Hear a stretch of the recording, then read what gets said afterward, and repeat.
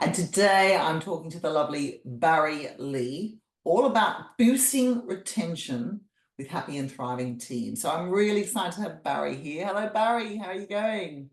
I'm good, Claire. It's nice to be here. Thank you so much for the invite. It's so lovely to have you. And I would love everyone to know where you're based, first of all. So I'm based kind of midway in the UK. I'm near Milton Keynes. Oh, yep.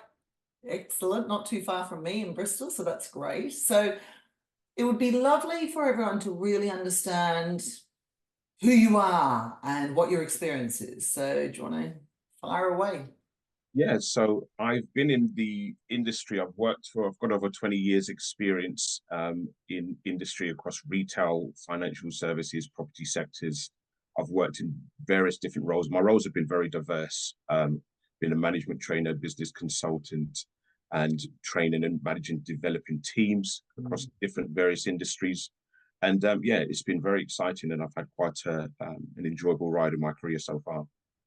And that's one of the reasons I asked you to actually come on this specific episode. The reason is you've had such a variety of experience with so many different teams.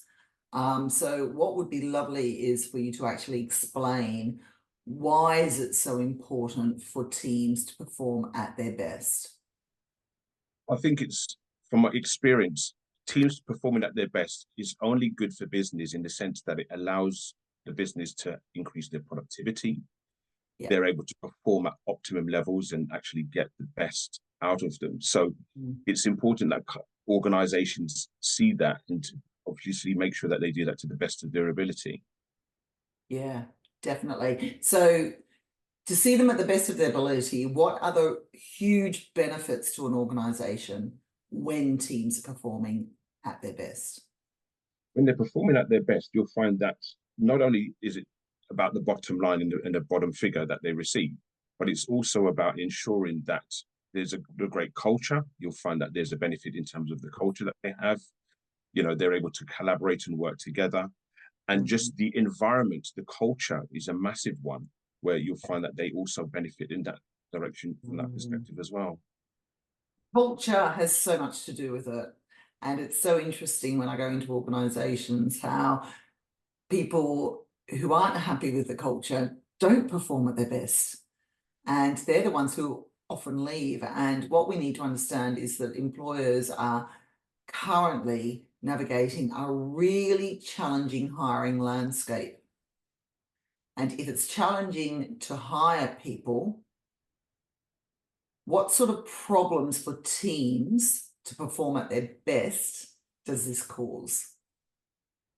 One of the things that I've seen over my tenure of my career is the workload. I think that's one of the Yeah. massive ones. That when the right people have not been brought into play, you find that it puts unnecessary workload, and everyone has a tolerance level or capacity to be able to take so much.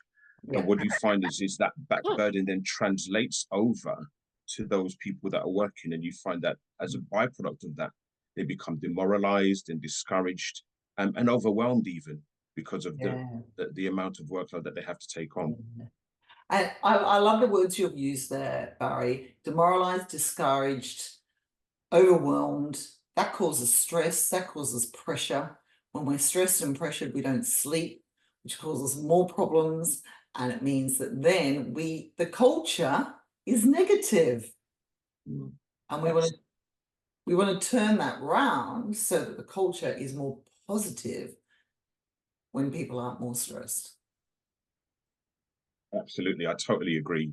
It's one of those things where, you know, as a byproduct of it, if people and leaders can understand that it's not just about the task that they have, is Yeah. in the management aspect of the business. They need to be mindful of the leadership aspect of the business as well, and inspiring and motivating their teams as well is really important. Yes, definitely. And if we inspire and motivate our teams, we're going to get them to performing stage, which is the best stage because we want them to perform their best. And that's what I aim to work with my clients on, getting them to performing stage, getting them to work at their best so that they are happy and thriving. So can you tell us in a bit more detail, how can we, the C-suite, the leaders, the managers, keep our teams together so that they are happy and thriving, so that they actually reach their potential and perform at their best? What can we do? I think we need to go right back to the drawing board, if I'm honest, Claire, in terms of the recruitment side, Yeah. in terms of that journey, that onboarding process, making sure that when we're identifying people, we're not just merely looking to fill an employee gap within the Yeah. business, and that the people that we're looking for, they're the right people, the right positions in the right job, and that the onboarding process is robust, it's structured so that they can actually be integrated into the teams a lot more quickly, and Yes. aligning them with the right people.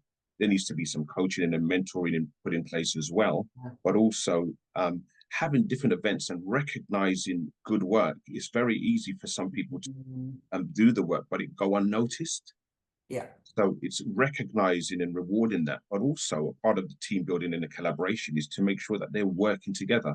Maybe some activities or things that they could do, have a barbecue day or just Yeah. something which brings the teams together um, outside of their working environment to establish and really build that team. And I think those are some of the things that they could do as well.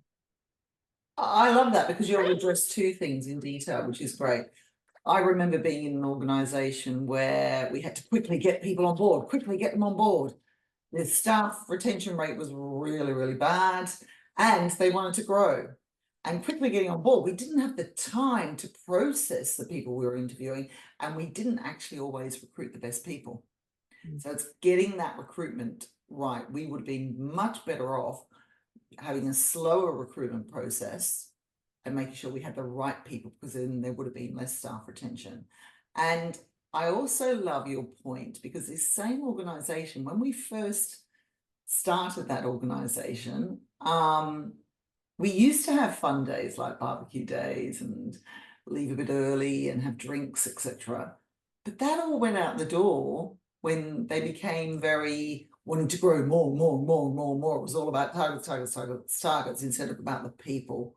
So I absolutely love that. That's absolutely brilliant, Barry. Thank you for that. Is there anything else you'd like to add? I think it's important that there is that growth is organic, Yes. and also there's one thing when in terms of the expectations, I think training and developing again is one of the key factors, I think, as well. And that could be training from each other and creating an environment where there's a learning culture and wanting to know more and doing more. Yeah. And the irony is that often leaders are expecting a return on their investment when they haven't actually invested in their teams. So Mm. it's important that if they're wanting to get that investment, they need to invest. They need to get that. If they're looking for Yes. that ROI, they really need to put into Yeah. in order for them to get out. And if they put little, they should expect little. If they put much, they can expect much.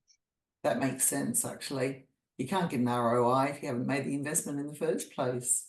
So Absolutely. definitely. And I also love the learning culture, because if we go into our workplace and work with our teams thinking we want to learn, it's all about solutions, not the problems. The research has actually proven that people are a lot